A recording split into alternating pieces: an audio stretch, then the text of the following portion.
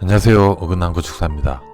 건축물의 해체공사, 즉 철거공사는 건축물 관리법에 의하여 반드시 해체 신고 또는 해체 허가를 득하셔야 합니다. 네, 오늘은 해체공사 신고와 허가의 차이에 대해서 이야기를 해보도록 하겠습니다. 네, 먼저 건축물 관리법 제30조입니다. 건축물 해체 허가 제1항 관리자가 건축물을 해체하려는 경우에는 허가권자의 허가를 받아야 한다. 즉, 건축물을 해체는 원칙적으로 허가를 받아야 합니다.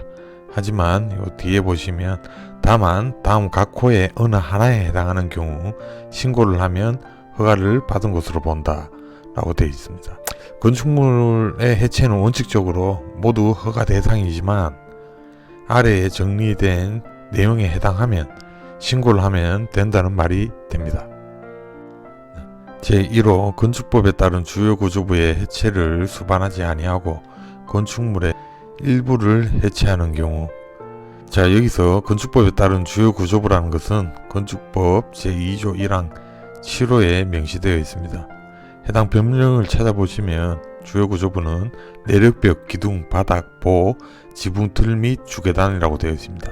저는 대학교 다닐 때 교수님에게 배울 때 앞글자 한 글자씩 따서 벽둥 바보지주라고 배웠습니다. 외우기가 쉽죠. 그때 외운 게 아직까지 잊혀지질 않습니다.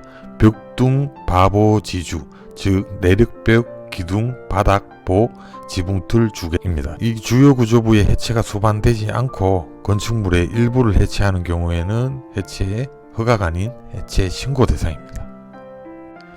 제2호 다음 각목 모두에 해당하는 건축물 전체를 해체하는 경우, 두 번째 경우는 전체 해체, 즉 완파하는 경우라고 볼 수 있죠.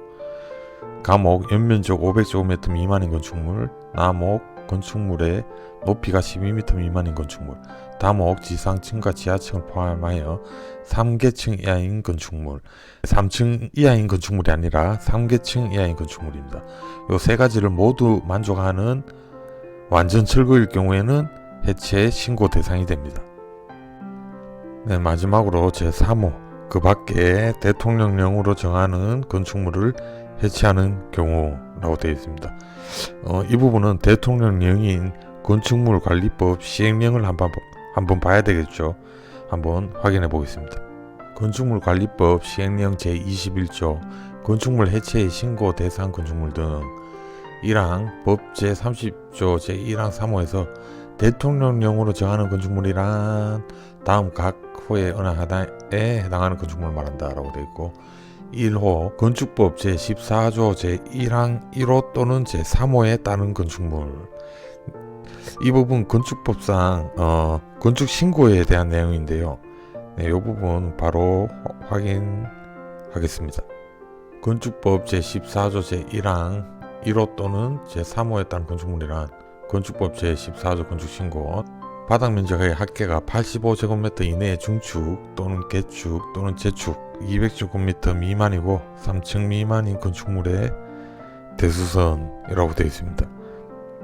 즉 85제곱미터 미만으로 중축 신고를 하고 중축했던 부분을 다시 필요가 없어져서 해체할 때 해체 신고가 된다는 말이고, 연면적 200제곱미터 미만이고 3층 미만인 건축물을 대수선하면서 해체하는 부분이 발생하면 그 부분의 해체는 신고 대상이 된다고 볼 수 있습니다. 네, 다시 돌아가서 이호 한번 보겠습니다. 관리지역, 농림지역 또는 자연환경보존지역에 있는 높이 12m 미만인 건축물. 네, 이 경우는 면적에 상관없이 건축물의 높이가 12m 미만이면 해체 신고에 해당한다고 이해하시면 될 것 같습니다.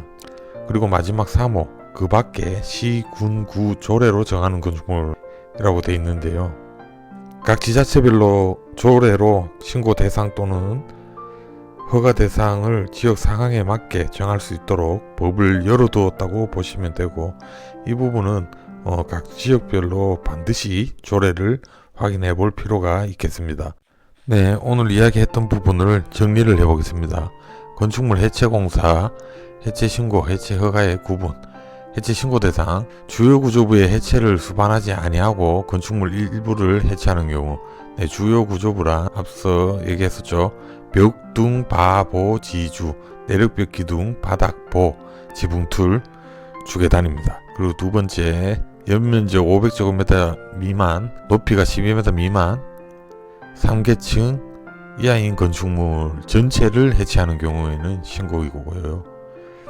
그리고 세 번째, 바닥 면적의 합계가 85제곱미터 이내의 건축물을 해체하는 경우.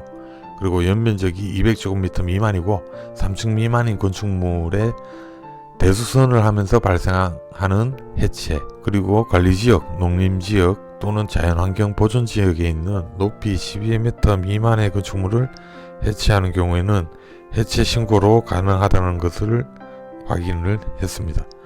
그리고 해체 허가 대상은 해체 신고 대상을 제외하고는 전부 해체 허가 대상이라고 보시면 되겠습니다. 그리고 건축위원회 심의를 받아야 되는 경우가 있는데 신고 대상은 심의 대상이 아닙니다. 하지만 허가 대상은 해체 심의를 받으셔야 됩니다. 하지만 신고 대상이라 하더라도 허가권자의 판단에 따라서 해체 심의 대상이 될 수도 있습니다. 네, 매번 봐도 좀 헷갈리는 게 이 대수선에 관한 부분인데요. 대수선 시 내력벽을 해체하는 경우가 종종 있습니다. 내력벽을 해체하는 경우가 종종 있는데 그럴 때 이게 해체 허가를 받아야 하는지 아니면 해체 신고만 하면 되는지 상당히 자주 헷갈리는데요. 왜냐하면 내력벽을 건드리기 때문에 해체 허가가 맞지 않느냐라는 그런 얘기를 하시면 저도 좀 헷갈리더라고요. 그런데 이번 기회에 정리를 해보니 내력벽을 건드리는